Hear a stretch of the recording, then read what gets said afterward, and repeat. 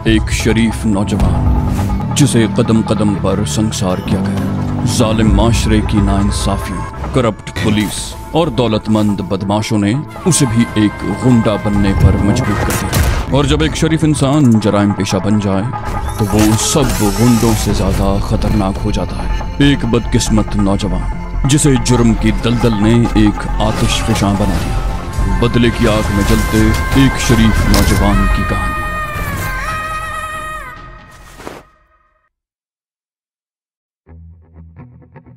दूसरे दिन शारिक मरियम के साथ मकान के मलबे और राख के ढेर का मुआयना कर रहा था। मलबे में कहीं कहीं से अब भी हल्का हल्का धुआं निकल रहा था।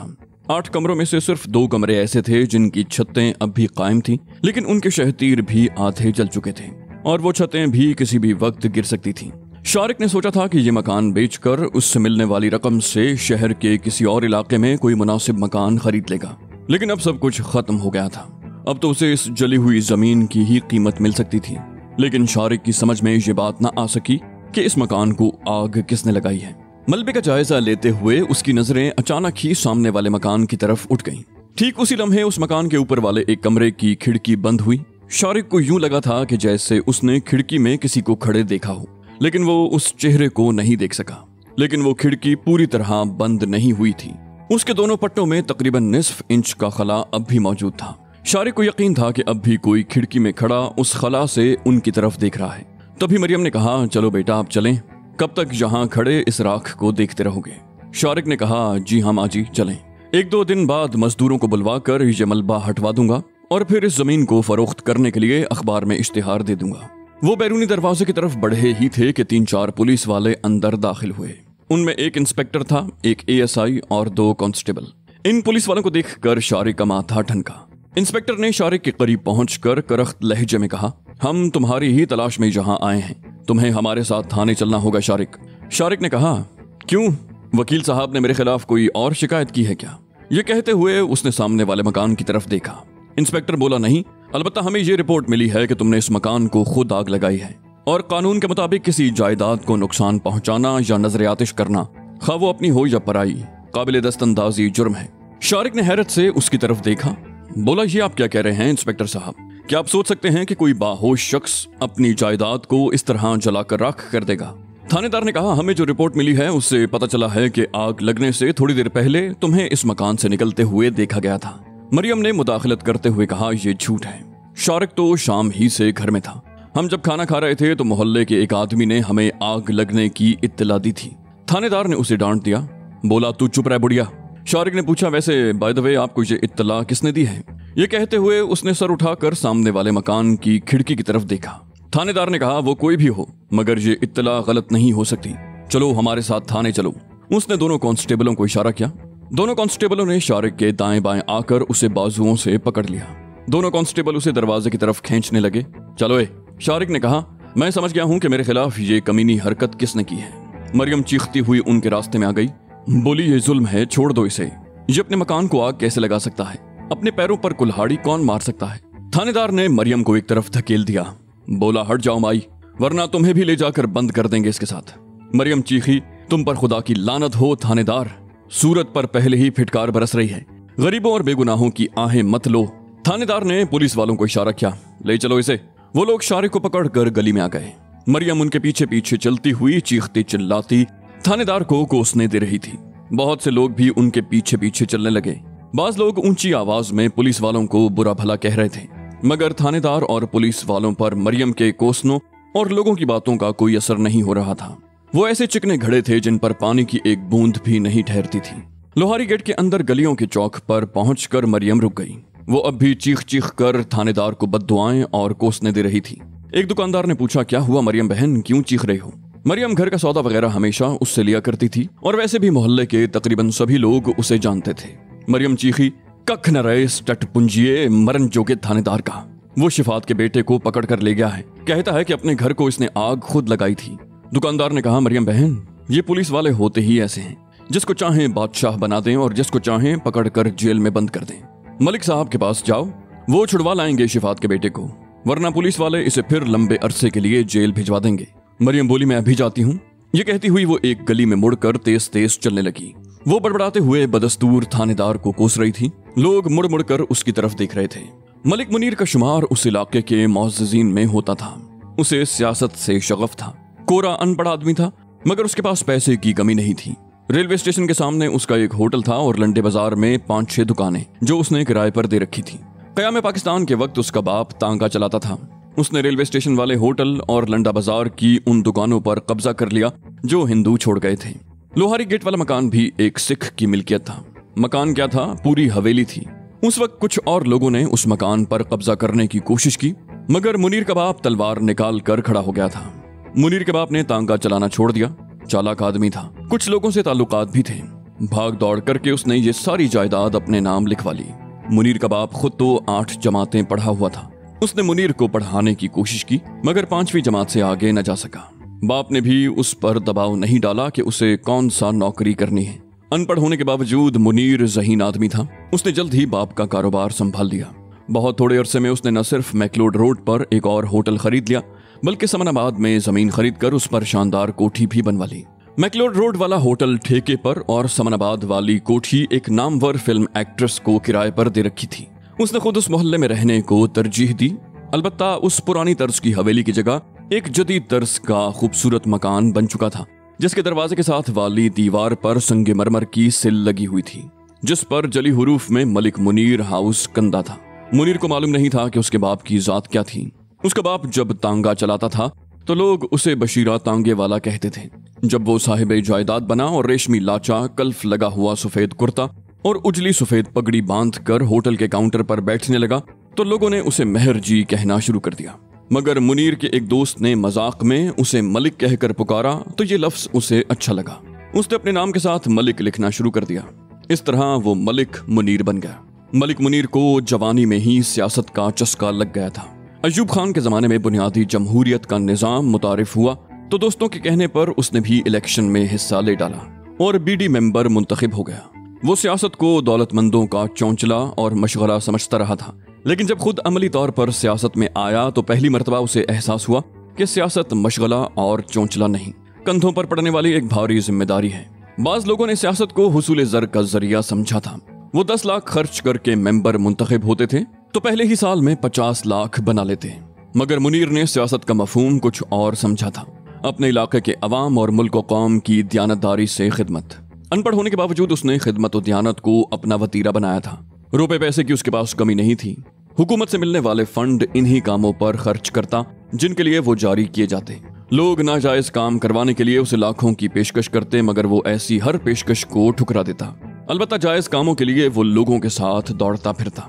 रात 2 बजे भी उसके घर कोई आ जाता और कोई जायज काम होता तो वो उसी वक्त उठकर उसके साथ चल पड़ता, और अगर उसे अंदाजा हो जाता कि काम नाजायज है तो बड़ी खूबसूरती से आने वाले को टाल देता। मलिक मुनीर सियासत में हमेशा इन रहा। आज तक एक मर्तबा भी आउट नहीं हुआ था। वो आज भी अपने इलाके का काउंसलर था।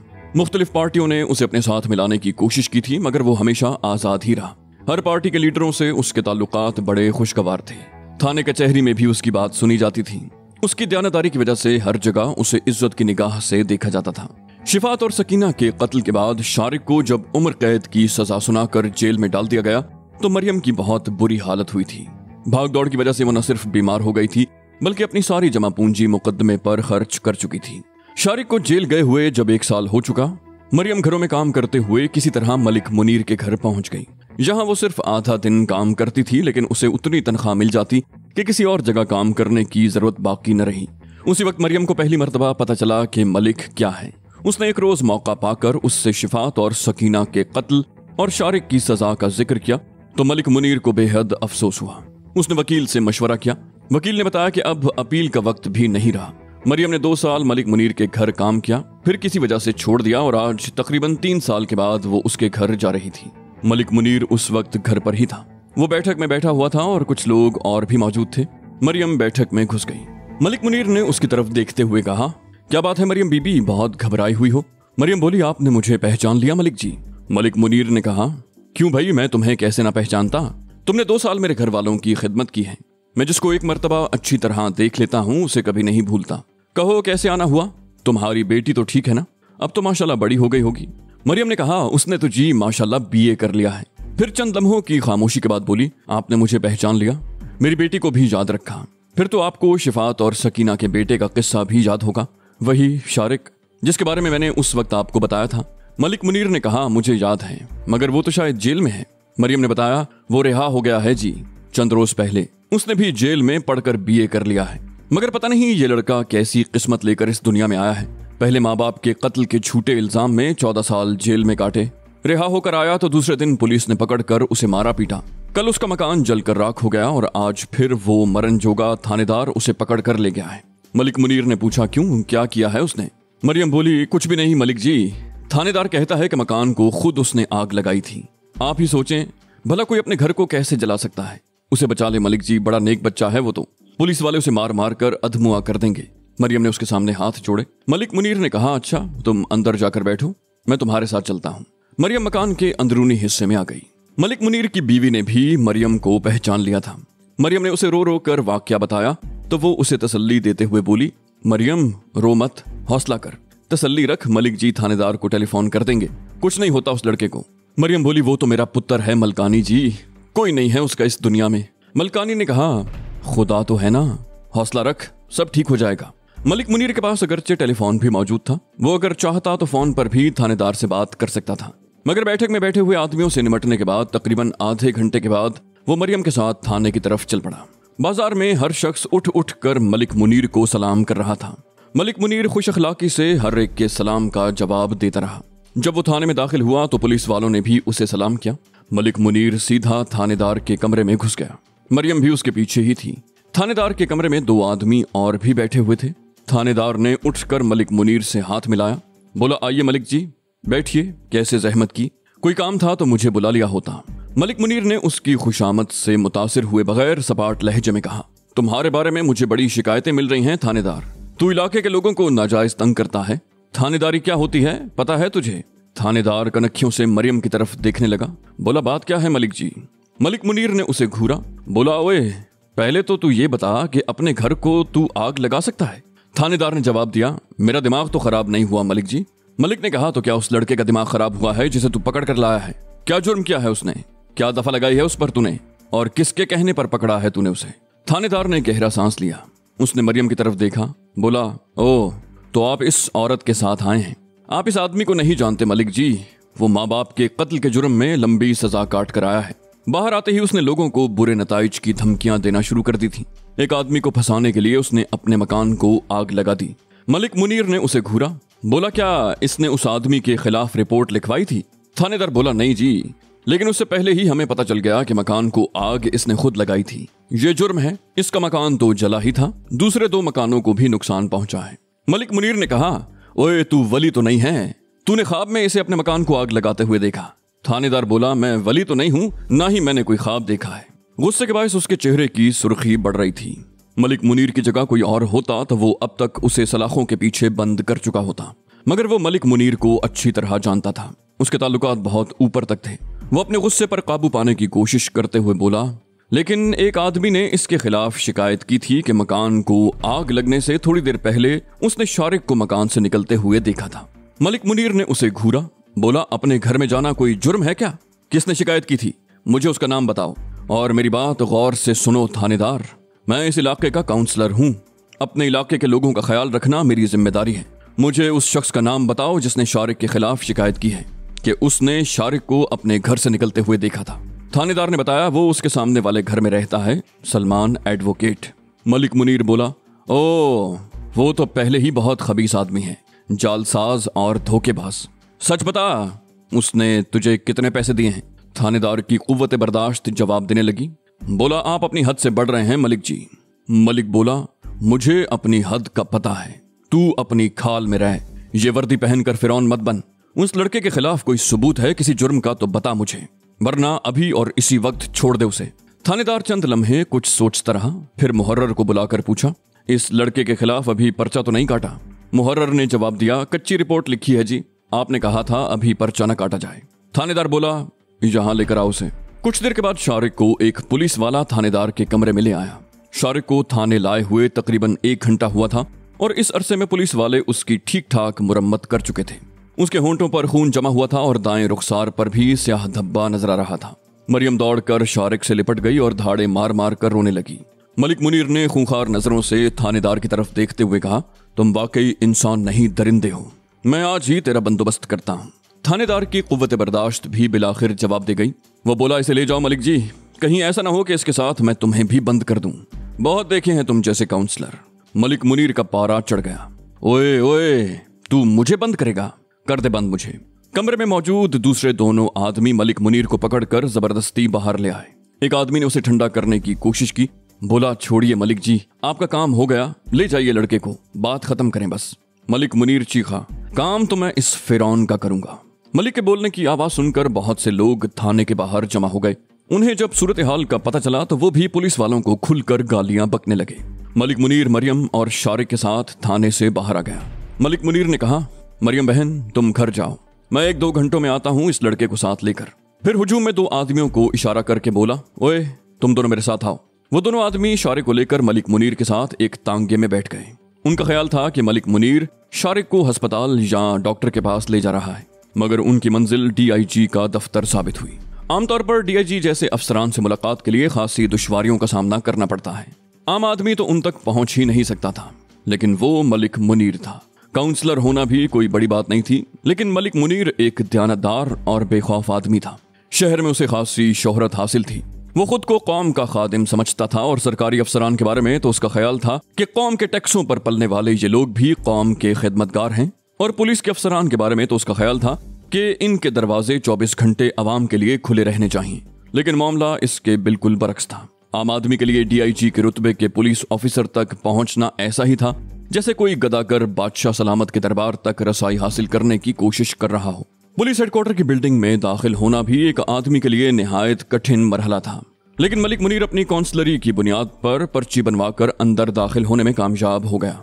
लेकिन रास्ते में बीसियों और रुकावटें खड़ी थीं।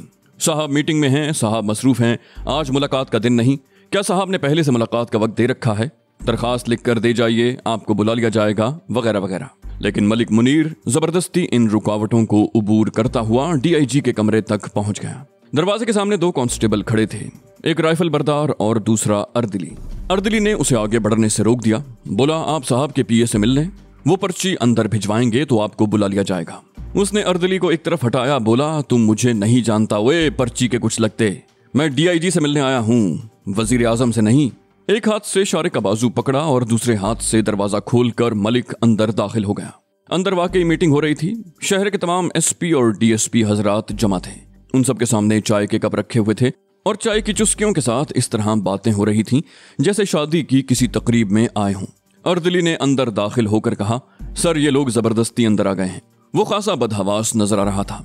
तमाम पुलिस अफसरान शारिक और मलिक मुनीर की तरफ देख रहे थे। मलिक मुनीर का चेहरा DIG के लिए अजनबी नहीं था। उसके इलाके का SP भी मौजूद था। DIG ने अर्दिली को जाने का इशारा किया। बोला, ठीक है तुम जाओ। फिर मलिक मुनीर की तरफ मुतवज्जे हो गया। बोला, मलिक साहब हम इस वक्त एक जरूरी मीटिंग में मसरूफ हैं, अगर आप कुछ देर साथ वाले कमरे में जाकर बैठ जाएं तो मैं फारिग होकर आपसे बात करूंगा। मलिक मुनीर ने तंजिया लहजे में कहा, जो जरूरी मीटिंग हो रही है मैं देख रहा हूँ, मैं उस वक्त तक यहाँ से नहीं जाऊंगा जब तक ये फैसला ना हो जाए कि पुलिस अवाम की मुहाफिज है या ये डाकुओं और लुटेरों का गिरोह है। उस इलाके के DSP ने उसे घूरते हुए कहा, मलिक साहब आपको मालूम होना चाहिए कि आप पुलिस के सरबराह से। मलिक मुनीर ने उसे टोक दिया, आप चुप रहो जी, पुलिस का सरबराह तो शहरियों का मुहाफिज होता है, लेकिन आप लोग क्या कर रहे हैं? एयर कंडीशनड कमरों में बैठकर चाय पी रहे हैं और अपने मातहतों को खुली छुट्टी दे रखी है कि लोगों के साथ जो सलूक चाहें करते रहें। DSP बोला, आपकी जो शिकायत है वो। मलिक मुनीर ने एक बार फिर DSP को टोक दिया। बोला, मैंने कहा ना आप चुप रहें, आपको मालूम ही नहीं है कि आपके इलाके में क्या हो रहा है, बस वर्दी पहन कर अकड़ रहे हैं आप। इस वर्दी का आप पर कुछ हक है, पहले वो हक अदा करें फिर मुझसे बात करें। DSP का चेहरा सुर्ख हो गया। वो एक झटके से कुर्सी से उठकर खड़ा हो गया, मगर DIG ने उसे बैठने का इशारा किया और मलिक मुनीर की तरफ देखते हुए बोला, तशरीफ रखिए मलिक साहब, ये नौजवान कौन है और बताइए किस्सा क्या है। मलिक मुनीर ने कुर्सी पर बैठते हुए कहा, किस्सा मुख्तसर ये है कि, और फिर शारिक के साथ पेश आने वाले वाक़े की तफसील बताने लगा। आखिर में वो कह रहा था, अगर उस बदमाश थानेदार को बरतरफ न किया गया तो मैं ये मामला ऊपर तक ले जाऊंगा। और ये DSP साहब जो बैठे हैं ना, उसने इलाके के DSP की तरफ इशारा किया, 14 साल पहले यही इस इलाके का थानेदार था। इसने 12 साल के बच्चे को माँ बाप के कत्ल के इल्जाम में उम्र कैद की सजा सुनवाई थी। मैं पूछता हूँ क्या मिला इसे किसी का घर बर्बाद करके? पुलिस की वर्दी पहन लेने का मतलब ये नहीं कि आप लोग कानून के मालिक बन गए हैं। डीआईजी ने कहा, मलिक साहब, पुलिस अवाम की खादिम है, अवाम की मुहाफिज है। इसमें कोई शुबा नहीं कि इस महकमे में कुछ काली भेड़ें भी हैं। ऐसे गैर जिम्मेदार लोगों के खिलाफ हमें कोई शिकायत मिलती है तो हम उनके खिलाफ कार्रवाई करते हैं। मलिक मुनीर ने कहा, अच्छे मुहाफिज हैं आप लोग, मार मार कर हुलिया बिगाड़ दिया है इस शरीफ आदमी का। फिर वो शारिक की तरफ मुड़ा, बोला, तुम्हारे साथ जो कुछ भी हुआ है वो लिख दो, अगर कोई कार्रवाई ना हुई तो मैं ऊपर तक भी जा सकता हूँ। शारिक ने उस वाक्य की मुकम्मल तफसील लिख कर डीआईजी के हवाले कर दिया। उसने ये भी लिखा था कि वो जब से जेल से रिहा होकर आया है, इलाके का थानेदार उसे मुसलसल परेशान कर रहा है। डीआईजी ने दरखास्त पर डीएसपी के नाम अहकामात लिख दिए। उसने डीएसपी से कहा, मुझे 2 घंटे के अंदर अंदर रिपोर्ट मिलनी चाहिए, मैं कोई लाकानूनियत बर्दाश्त नहीं करूंगा। आप जाइए और 2 घंटे के बाद मुझे रिपोर्ट पेश करें। फिर वो मलिक मुनीर की तरफ रुख करके बोला, आप मुतमईन रहिए मलिक साहब, अगर मस्कूरा इंस्पेक्टर फराइज में गफलत और बददियानती का मुजरिम पाया गया तो उसके खिलाफ कार्रवाई जरूर होगी। मलिक मुनीर ने कहा, पाया गया का क्या मतलब है? वो मुजरिम है, उसने इलाके के लोगों को परेशान कर रखा है, भत्ते वसूल करता है दुकानदारों से, जिस शरीफ आदमी को चाहता है पकड़ के बंद कर देता है। कोई भी शरीफ आदमी उससे महफूज नहीं है, जबकि गुंडे और बदमाश इलाके में दंतनाते फिरते हैं। डीआईजी ने कहा, मैंने डीएसपी साहब को तहकीकात का हुक्म दे दिया है, अब आपको इत्मीनान हो जाना चाहिए। वो मलिक मुनीर जैसे लोगों की फितरत से अच्छी तरह वाकिफ था। सीधी राह पर चलने वाले ऐसे लोगों की ख्वाहिश होती है कि दूसरे भी उनकी तकलीद करें, और फिर मलिक मुनीर तो इन मामलात में पूरे शहर में खासी शोहरत रखता था। चंद साल पहले वो डिप्टी कमिश्नर के खिलाफ उठ खड़ा हुआ था। उसके पास डिप्टी कमिश्नर के खिलाफ बदउनवानियों के ठोस इल्जामात मौजूद थे, और जब तक उस डिप्टी कमिश्नर का ट्रांसफर नहीं कर दिया गया था, वो उस वक्त तक चैन से नहीं बैठा था। इस वक्त भी उसके तेवर बता रहे थे कि अगर उस थानेदार के खिलाफ फौरी कार्रवाई न की गई तो वो इस मामले को बहुत ऊपर तक ले जाएगा। मलिक मुनीर शारिक को लेकर लोहारी में एक डॉक्टर के पास आ गया। उसकी मरहम पट्टी करवाने के बाद उसे घर छोड़ा और फिर अपने घर चला गया। उस रोज शाम को इंस्पेक्टर को मुअत्तल करके गिरफ्तार कर लिया गया। उस पर सलमान एडवोकेट से मिलकर शारिक के खिलाफ साजिश में हिस्सा लेने और मुअज़्ज़िज़ और शरीफ शहरियों को रुस्वा करने और रिश्वत लेने के इल्जामात आयद किए गए। पुलिस सलमान एडवोकेट को भी गिरफ्तार करना चाहती थी, लेकिन वो घर से फरार हो गया। अखबारात ने पुलिस इंस्पेक्टर के खिलाफ कार्रवाई की खबर शह सुर्खियों में शाया की थी।